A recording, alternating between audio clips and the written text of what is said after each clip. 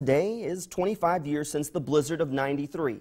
And if you ask anyone about the blizzard, they'll eventually tell you a story about neighbors helping neighbors. Most people spent the storm cut off from usual services that we take for granted, so you had to count on each other, like these folks in Hickson.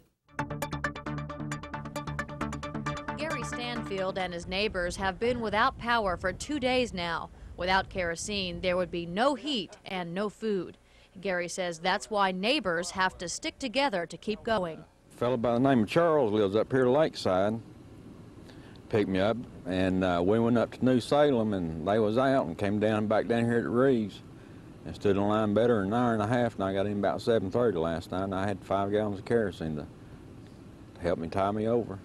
Gary isn't alone. Hundreds of folks flocked to gas stations and braved long lines to get kerosene, some waiting in the cold up to 3 hours. A fellow behind me gave away his kerosene and somebody didn't have it. So neighbors are pulling together excellently. So how come you're standing in this long 2-hour line? Because we didn't expect 2 days without power.